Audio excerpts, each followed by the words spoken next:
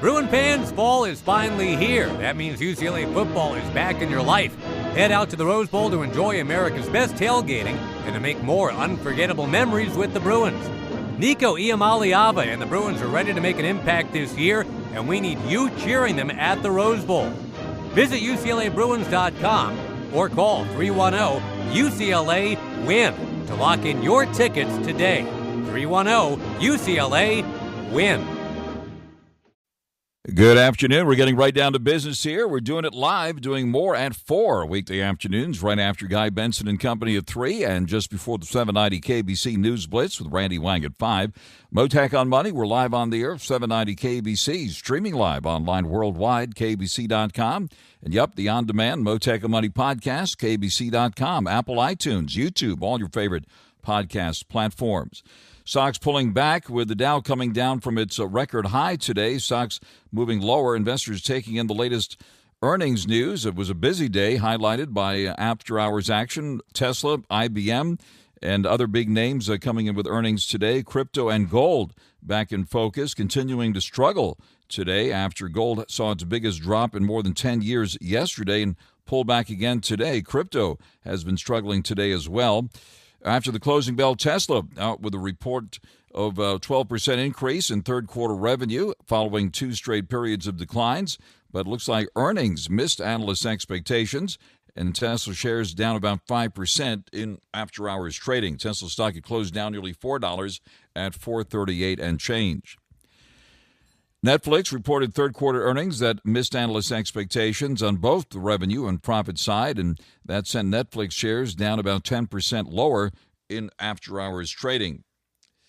Netflix, of course, has seen a sizzling run this year. IBM has been getting a lot of attention lately. Shares falling in after-hours trading right now after investors were left not impressed by growth in its software division during its latest reporting quarter.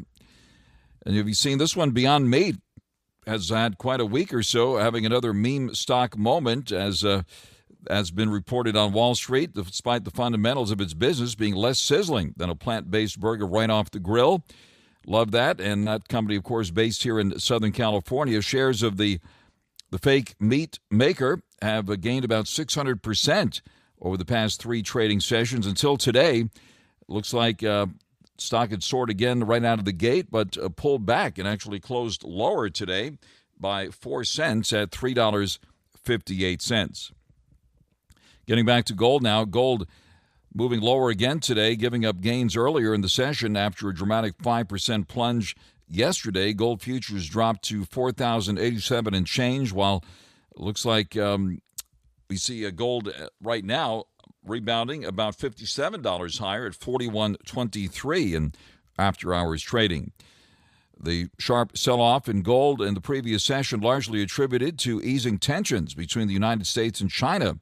Traders still on edge ahead of a delayed U.S. inflation report that we're expecting on Friday, the Consumer Price Index, and also upcoming trade talks involving the U.S., China, and India. Despite the dip, gold is still up about 50% so far this year, having reached a record high of $4,381 just a few days ago. The gold rally fueled by strong central bank buying around the world, geopolitical tensions, and growing expectations that the Fed may soon cut interest rates once again.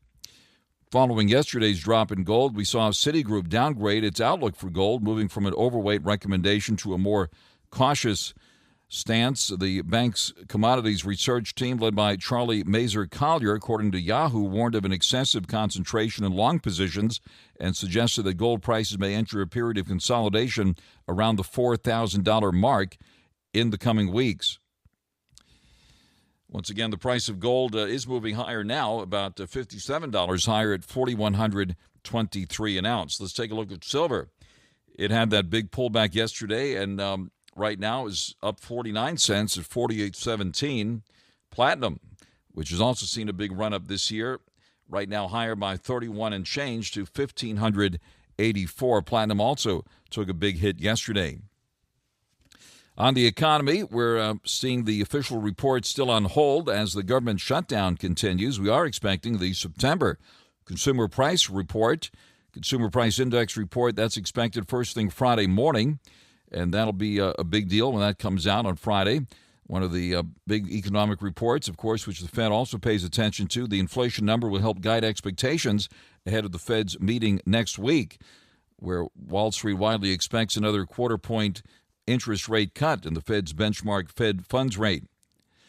The price of oil getting a lot of attention today, and recently oil prices moving higher today, lifted on renewed supply concerns tied to geopolitical tensions, optimism about U.S.-China trade talks, and the news that the U.S. is trying to refill its strategic petroleum reserves, also giving the price of oil a boost. Looks like Brent crude in London moved up to about 62 and change today, and in New York, West Texas Intermediate hovering at around $58 a barrel. Right now, oil after hours up $1.27 to $59.77 in New York. The gains in oil mark a recovery from a 5-month low that we hit earlier this week when oversupply concerns, sluggish demand, and also easing geopolitical tensions with what was happening in the Middle East with the Israel-Hamas ceasefire on balance holding. Geopolitical tensions added fresh supply-side risks today with reports that a planned summit between President Trump and the Russian president has been postponed. A lot of moving parts here, folks. Traders also reacting to mounting Western pressure on Asian buyers to curb their purchases of Russian crude oil, which also added fears to the markets. And then there's Venezuela. Venezuela, another key oil producer, remains a focus of geopolitical tension and a U.S. military buildup in the Caribbean and speculation that the U.S. might take out the head of Venezuela. The group of independent United Nations experts condemned recent U.S. military actions in international waters, calling them a dangerous escalation and describing them as extrajudicial executions. The U.S. has been attacking drug boats coming out of Venezuela. Elsewhere, also getting attention in the oil markets, trade, the U.S. and China set to meet this week in Malaysia, reviving hopes that progress can be made in dealing with long-running economic disputes on the trade front. And earlier this week, the president expressed optimism, saying he expected to reach a fair trade deal with Chinese leader Xi Jinping during a planned meeting in South Korea next week. The U.S. now considering curbs on software-related exports to China. This according to the Reuters news service, a report coming out this afternoon, adding yet another layer of uncertainty to trade negotiations between the U.S. and China. According to Yahoo, the move could make good on President Trump's vague threat to impose export curbs on any and all critical software, in addition to 100% tariffs, that is, starting November 1st after China moved to restrict exports of rare earth minerals. This is according to the Reuters news service out this afternoon. Another report we're watching closely, which is also impacting things. North Korea has just performed its first ballistic missile test in 5 months, days before President Trump and other leaders are expected to meet in South Korea. So add that to the tally of interesting geopolitical developments, and I'll be discussing that and more with China expert Gordon Chang, Gatestone Institute senior fellow, author of numerous books on China, including Plan Red, China's project to destroy America. On X, he can be followed at Gordon G. Chang.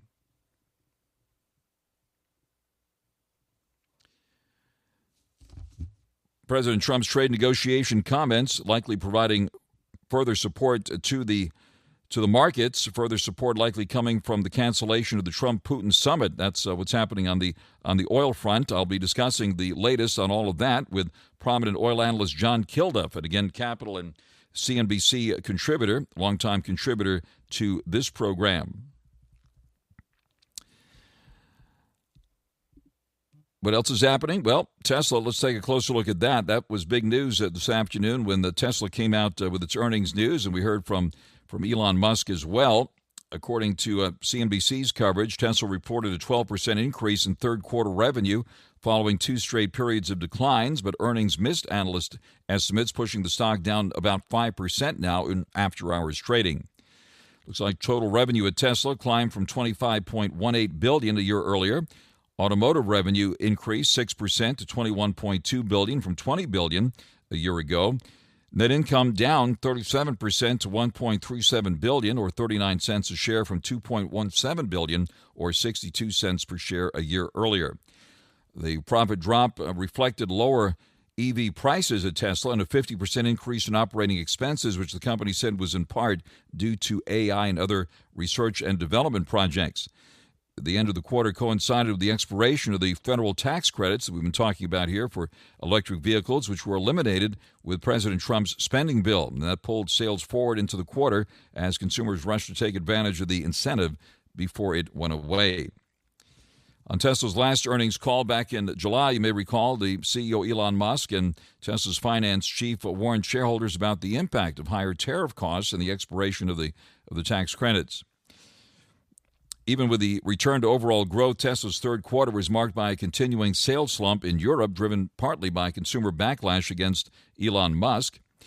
The stock plummeted to start the year, has rallied back and is now up about 9% so far this year, and that still trails the major indices and most of its mega-cap peers, according to CNBC. We see Tesla stock today did, when we bring up the closing quote, down $3.63 at $438.97. On the flip side, General Motors. Have you seen this lately? General Motors hitting record highs this week. General Motors stock continues on a roll today, up 69 cents at $67.31 a share. Looks like GM will ditch Apple CarPlay and Android Auto in all of its cars, not just EVs. GM announcing eyes-off driving, conversational AI, and a unified software platform. Some of GM's big announcements fueling the GM rally. This interesting plans for an eyes-off self-driving car system getting a lot of attention in the tech world today. No major automaker has yet commercialized self-driving car technology that legally allows car drivers to travel from place to place in their car without keeping their eyes on the road. According to Axios, GM CEO Mary Barra said at a press event, "It's more than just a vehicle. It makes your life easier, more streamlined, and more importantly, safer." The system will debut on the Cadillac Escalade IQ electric SUV, starting with highway driving and eventually transitioning to include urban roads. According to GM's chief product officer, it allows you to do something else at that time, connect with others, catch up on work, your favorite TV show, he told Axios. Now, GM customers have already driven 700 million miles using the company's current Super Cruise system, they note, which drives the vehicle under certain conditions while using eye tracking technology to ensure the operator is still at least paying attention to the road. The new eyes-off system builds off Super Cruise's learnings as well as the advancements made by the Cruise driverless car division that GM shut down late last year. Taking a look at the cryptos here, we see Bitcoin down about 800 at the moment, at 107,057. Ethereum down 34 to 3,745. We were hoping to speak to crypto expert John NAJARIAN this hour, but he got busy. So, John, we look forward to catching you next time. I had tweeted out I was hoping to talk to you about the fate of Ethereum. Every time I hear that new Taylor Swift song, The Fate of Ophelia, I think for some reason of the fate of Ethereum. So had a little fun with that on Twitter today. But Ethereum down today, $34 to $3,745. Ethereum among the cryptos taking hit. Not funny, of course. It's been a stomach-turning week for the crypto crowd this week. Solana back down to 178 and Doge at 18 cents. IBM moved up more than $5 today to up $5.46 to $287.51. I mentioned Beyond Meat, which saw that big surge, but a pullback today and a wild ride for that stock, down 4 cents at the close to $3.58. NVIDIA, the Magnificent One, pulling back 88 cents today at $180.28. Apple pulling back from its all-time high today, down $4.32 at $258.45. Mentioned GM hitting a record high, continuing its winning streak this week, up 69 cents at $67.31. Ford down 13 cents at $12.43. And Stellantis, the other of the big three automakers here, down 32 cents at $10.80. Today's volatility index spiked 4%. The Dow pulled back 334 points to settle at 46,590. The S&P 500 down 36 at 6,699, and the NASDAQ down 213 points at 22,740.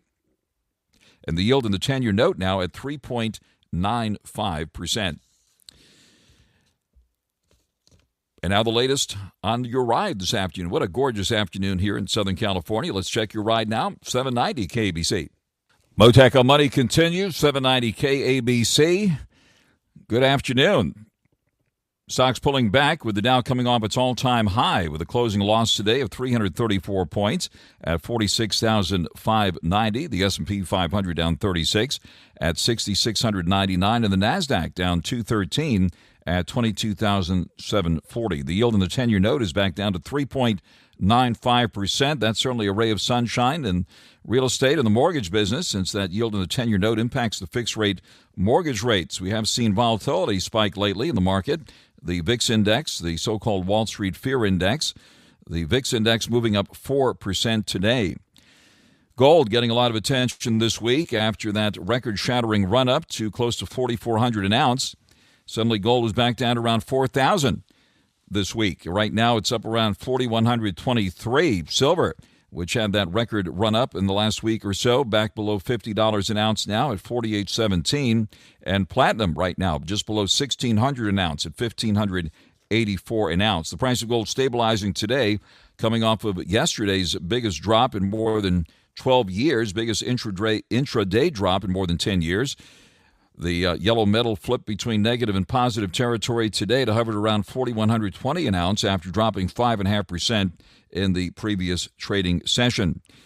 Prior to the sell-off, gold had jumped about 65% so far this year on strong global central bank demand and investor flight to the safe haven asset seen as a hedge against inflation and a decline of fiat currencies in the so-called debasement trade. Wall Street strategists had warned of overbought conditions, so not a big surprise, but it certainly was a big drop yesterday and a bit of more of a pullback today. And now here in after-hours trading, we're seeing gold hover up around $57 at $4,123 an ounce. More expected rate cuts from the Fed possibly next week, along with an increasing demand for precious metals and ongoing geopolitical uncertainty. Certainly a tailwind for commodities going into the first quarter of 2026. Something that we talked about with our analysts here on this program. The pause in gold's rally could also signal rotational opportunities for Bitcoin, which has been trying to stabilize after a volatile two-week stretch. According to Sean Farrell, a Fundstrat digital asset strategist, the world's largest cryptocurrency dropped about 3% today to hover around 108,000 per token, reversing a three-day recovery. Right now we see a Bitcoin down some more here, down about 700 at 107.57. ETH, Ethereum, hovering at around $3,745 at last check, down about $30. Solana back down to $178, and Doge at 18 cents. Mixed results for Tesla in after hours. After the earnings news came out, we see Tesla shares had closed down nearly $4 at $438.97, moving lower in after hours trading. Beyond Meat, LA-based Beyond Meat, saw quite a run-up this week. I think it was up like 600%. But pulled back today after a big intraday run-up, down 4 cents at the close at $3.58. The Magnificent One, NVIDIA, down 88 cents at 180 and change. Apple coming off a record high, down more than $4 at $258.45. General Motors at a record high today, up 69 cents at $67.31. And Big Blue IBM up more than $5 at the close at $287.51. And now the latest news on 790 KABC. Hey, Bruin fans, want to go behind the scenes with your favorite teams and athletes? How about getting exclusive merch and opportunities to enter sweepstakes like sideline access at the Rose Bowl? Introducing Blue and Gold Society, UCLA Athletics fan membership program created to support Bruin student athletes. Members receive benefits like exclusive gear, videos featuring insider stories, and incredible experiences courtesy of UCLA Athletics. Sign up today at blueandgoldsociety.com. Action. Next Roll is a groundbreaking podcast created and executive produced by Vernon Davis. This is where we talk about reinvention. The series explores the transformative journeys of athletes, artists, comedians, and entrepreneurs. They don't just stop here. They just keep going. Next Roll isn't about what's next. It's about why they do it, how they overcome fear, and the resilience it takes to keep evolving at the highest level. That's what it's all about. Stay tuned. Next Roll with Vernon Davis. Follow and listen on your favorite platform. Mottek On Money continues, 790 KABC. The price of oil moved higher today and is now hovering just below $60 a barrel. We're keeping a close watch on oil prices. A lot of moving parts in the oil world. We did see a drop in U.S. crude, gas, and other inventories this past week. Looks like the government is trying to replenish the Strategic Petroleum Reserve. And now the U.S. and Venezuela could be locking horns militarily with a U.S. military buildup happening in the Caribbean. A lot of speculation about what's going on. Venezuela, one of the world's big oil producers. Let's bring in prominent oil analyst John KILDUFF now at Again Capital and CNBC contributor, longtime contributor to this program. John, thank you very much for taking the call here this afternoon. Frank, great to speak with you again. Wonderful to have you with us here. Take it from the top and give us your assessment of things here at the moment. Well, we are seeing a bit of a rebound here in prices, as you noted. U.S. crude did get back over 60 for a time earlier today. And Brent crude oil, the international benchmark, has not broken below 60 yet. So I've been saying that the bulls, aren't necessarily dead yet in the water here. Even though I can tell you that sentiment around the market is terrifically negative in terms of real expectation for prices to go lower due to what's foreseen as a glut here in the first part of 2026 that's upcoming.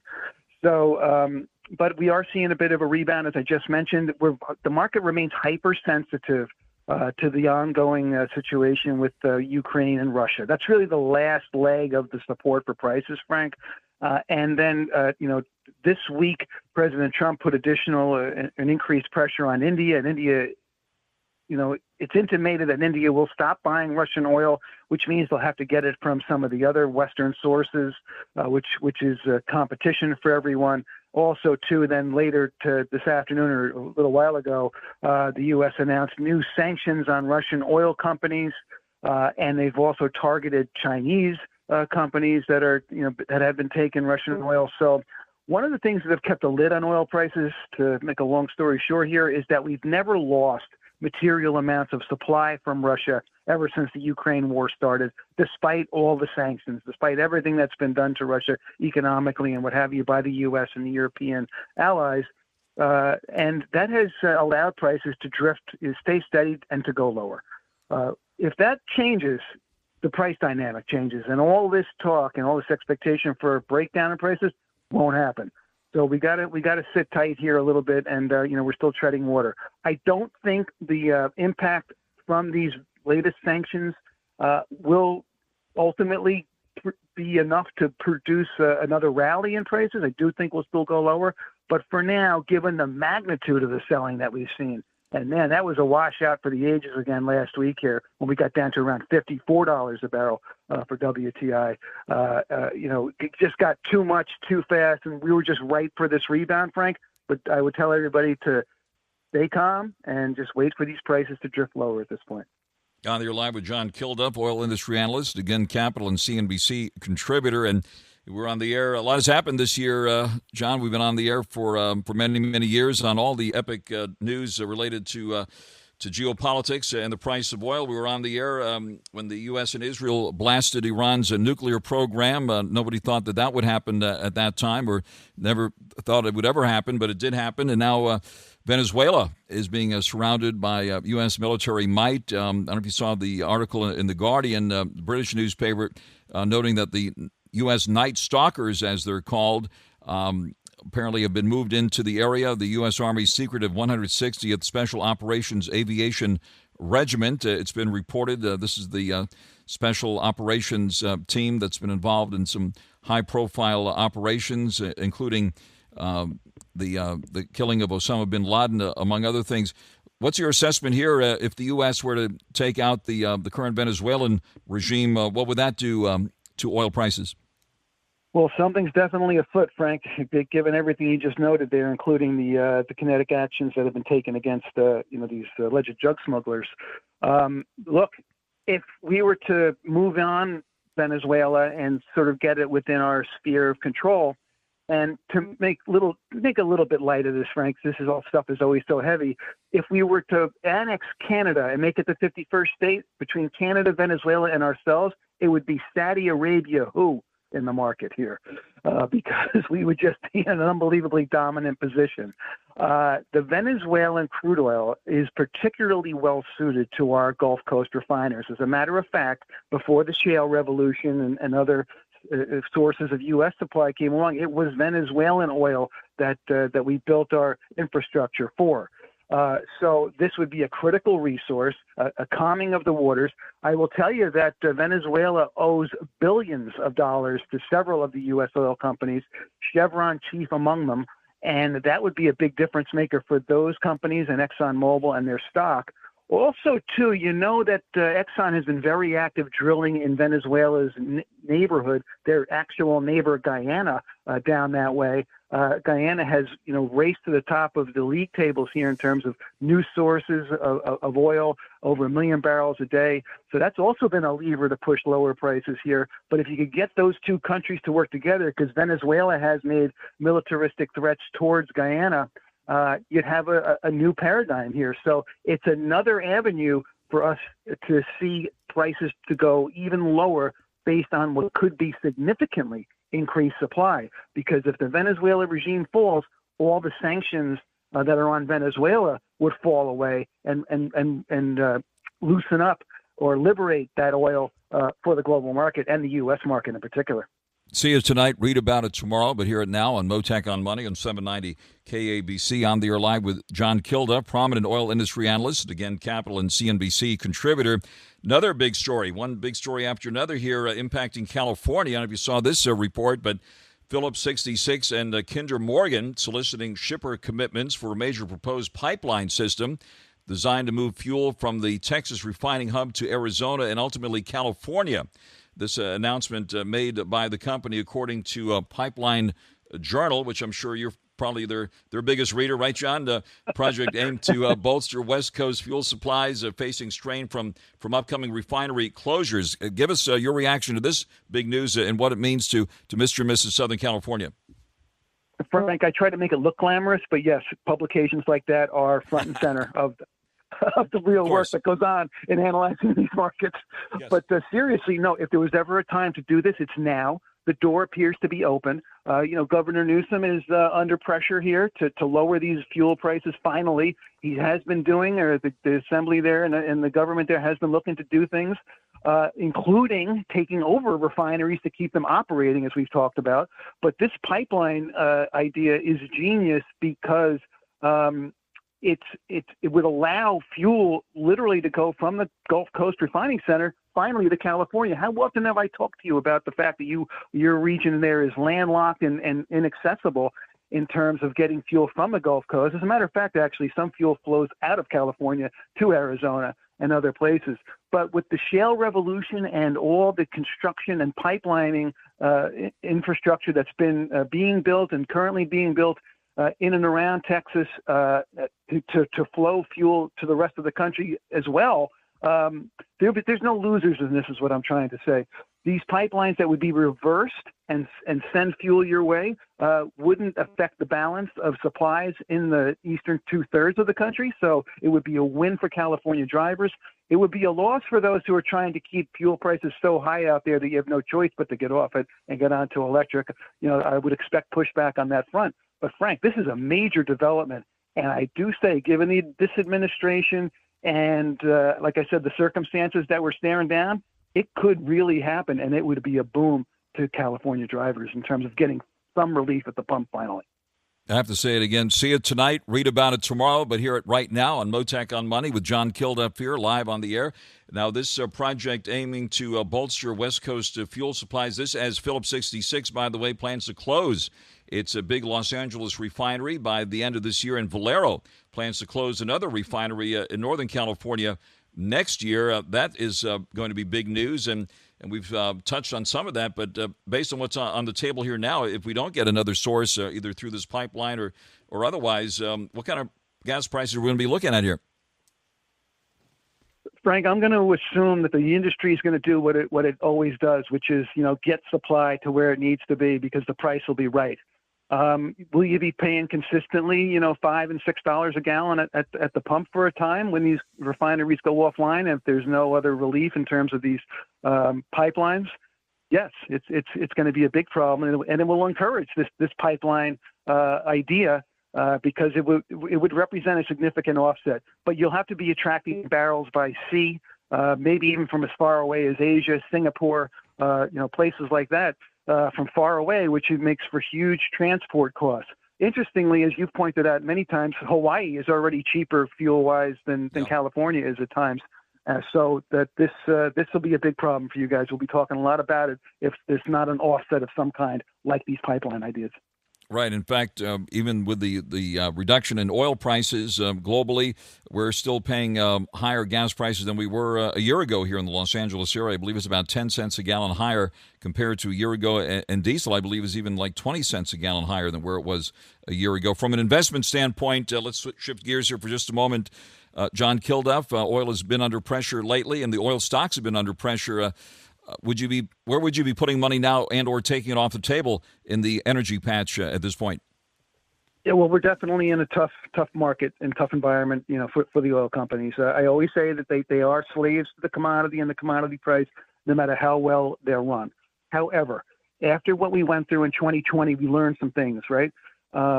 These stocks like ExxonMobil, Chevron have fortress-like balance sheets and they have already shown that they will do whatever they have to sustain the dividend. And right now, with the price shares of Exxon, Chevron, and some of the other bigger companies that consistently pay a dividend, that dividend yield is tremendous. So I would get in now while things are cheap, because one thing about the oil market, things change. You and I didn't even touch on, additional geopolitical risk factors like potentially what's going on in China right now with the changes in the military structure, a threat to President Xi himself internally, politically. So there's a lot to watch, as always. So buy these now while they're on sale. But with Exxon, and I've said this before, I know, and Chevron, when times like this, you are getting paid to wait for the event risk to happen. Why not do it? Great, John. And you've set the stage perfectly for our next guest, who happens to be a China expert here. John Kilduff at Again Capital, CNBC contributor, longtime contributor to this program. John, wish we had more time, but we'll have to stop there. Thank you very, very much for taking the call live with us here this afternoon. Always my pleasure, Frank. Thank you very much. Thank you, and look forward to speaking with you again very soon. Out to the freeways we go now on 790 KABC. Hey, Bruin fans, want to go behind the scenes with your favorite teams and athletes? How about getting exclusive merch and opportunities to enter sweepstakes like sideline access at the Rose Bowl? Introducing Blue and Gold Society, UCLA Athletics fan membership program created to support Bruin student athletes. Members receive benefits like exclusive gear, videos featuring insider stories, and incredible experiences courtesy of UCLA Athletics. Sign up today at blueandgoldsociety.com. Start your day with America in the Morning. I'm John Trout, your host. From breaking news. The U.S. Supreme Court with rulings. Shifting gears, Apple has released a new iPhone. Here's the Wednesday Business Report. It's far from a seller's market. To politics and entertainment. Moving into scary movie season, so why not another Conjuring movie? Shifting gears, Powerball jackpot is now the third largest ever in history. Live long and prosper. America in the Morning. Fresh each day. Follow and listen on your favorite platform. Mottek On Money continues, 790 KABC. U.S.-China trade tensions been rattling the markets lately. Geopolitical tensions adding new supply-side risks on the oil front, as we just heard, with a planned summit between President Trump and the Russian leader now being postponed. We're also watching what's happening around Venezuela with U.S. military moves there. And on the tariff front, the U.S. And China planning to meet this week in Malaysia, reviving hopes that progress can be made in resolving the long-running economic disputes involving tariffs and so forth. Earlier this week, President Trump expressed optimism, saying he expected to reach a fair trade deal with the Chinese leader during a planned meeting in South Korea next week. In the meantime, the U.S. is now considering curbs on software-related exports to China, according to the Reuters news service. Also in the last hour or so, North Korea performed its first ballistic missile test in 5 months, days before President Trump and other leaders are expected to meet in South Korea. And as we heard from John Kilduff, who noted, looks like there's tensions within the Chinese military. A senior Chinese general has been ousted today on corruption charges. Following all these developments very closely, let's bring in Gordon Chang now, China expert, Gatestone Institute senior fellow, author of numerous books on China, including his latest, Plan Red, China's Project to Destroy America, on X. He can be followed at Gordon G. Chang. Gordon Chang, thank you very much for taking the call here this afternoon. Well, thank you, Frank. A lot to unpack here, but first of all, on this Chinese military purge, tell us what we need to know about that. On Friday, the Chinese Defense Ministry announced that 9 senior generals and admirals had been investigated and removed. Some of them are going to be expelled from the Communist Party.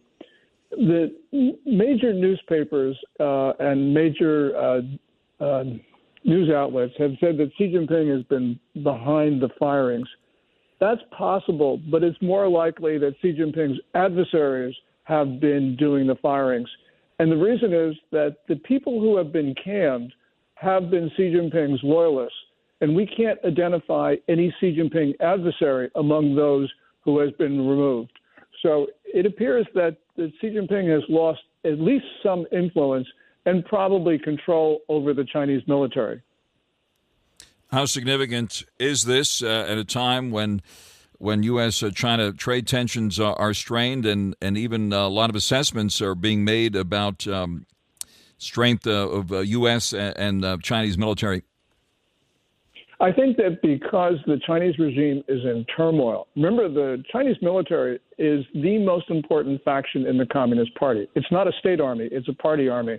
And that means because of this turmoil, I don't think anybody in Beijing can make substantial concessions to the United States. And the reason is because they don't want to be blamed afterwards, especially because right now the knives are out for everybody. So I believe it's going to be very hard for the United States to reach a major trade deal with China this year. And this whole issue, whether China will actually send somebody to meet President Trump in Seoul at the APEC meeting, well, of course, that's possible. But we also can say that it might not occur. And President Trump in the last 48 hours said it might not happen. So there's a lot up in the air. And just as Putin is standing up President Trump, it's very possible that Xi Jinping will stand up Trump as well. Wow. On the air live with Gordon Chang. And the other development in the last hour or so, North Korea. China's friend performing his first ballistic missile test in 5 months, just before President Trump and other leaders are expected to meet in South Korea. Saber rattling from North Korea here today. Yes, well, North Korea will often test weapons before a meeting or a possible meeting with somebody from outside the country. North Korea has to test to continually improve its weapons, so I'm not surprised that there's a ballistic missile test. The timing is usually not coincidental. There have been talk of Trump meeting Kim Jong-un. Who knows whether that'll occur? But this is Kim Jong-un saying, I've got a lot of ability to make life miserable for you, and I'm going to put you in an inferior position before we actually get together. China also friendly with Venezuela, and I'm sure you've been following the news related to U.S. military moves in the Caribbean and around Venezuela. What do you think would happen if the U.S. topples the Venezuelan government, and what would that do? Well, China would huff and puff. They would certainly blame the United States, and they already have for our relations with the Maduro regime. But there's very little that Beijing can actually do. We have seen China up its support for Maduro, at least rhetorically, especially in the last couple of weeks. But that's the extent of what the Chinese can do or are willing to do right now. They've got so many things that are that they're considering, including these intense leadership changes. So at the moment, they are not going to be much of a factor anywhere around the world. On the tariff front, do you expect any breakthroughs either this week or next week as the U.S. and China lock horns on tariffs and trade? No, for two reasons. One of them is because of the turmoil in the Communist Party. Second of all, because these disagreements are spreading. They're spreading beyond tariffs to, of course, the rare earths. They're spreading with the extension of the entity list to many Chinese subsidiaries. There are a lot of disagreements right now, and I think that both parties are going to be imposing costs on each other. this is a little bit too early for any sort of truce between the two countries. The disagreements are fundamental, and they're not going to be solved this year. Did I see correctly on social media that you're here in the Los Angeles area? Yes, I am. I'm very privileged to be here. I've been speaking to a number of groups, be talking to the new majority tomorrow and to the Lincoln Club on Friday. So I'm very pleased to be here. And thank you, Frank, for mentioning that. That's so wonderful. I hope to catch up to you, maybe get a selfie while you're here. We have never met in person, but we'd be an honor to meet you, Gordon Chang, and hope to see you while you're here. Thank you very, very much for taking the call and for always your excellent assessments here on this program. Well, it would be an honor for me to take that selfie, and I'll ask Lydia, my wife, to take it for us. That's really kind. Thank you very, very much. Gordon Chang, China expert on X. You can follow him at Gordon G. Chang. And, of course, stay tuned. We're coming up next on the 790 KBC News Blitz. And stay tuned tomorrow at 4 right here on Mottek On Money, 790 KBC. Bruin fans, fall is finally here. That means UCLA football is back in your life. Head out to the Rose Bowl to enjoy America's best tailgating and to make more unforgettable memories with the Bruins. Nico Iamaleava and the Bruins are ready to make an impact this year, and we need you cheering them at the Rose Bowl. Visit UCLABruins.com or call 310-UCLA-WIN to lock in your tickets today. 310-UCLA-WIN.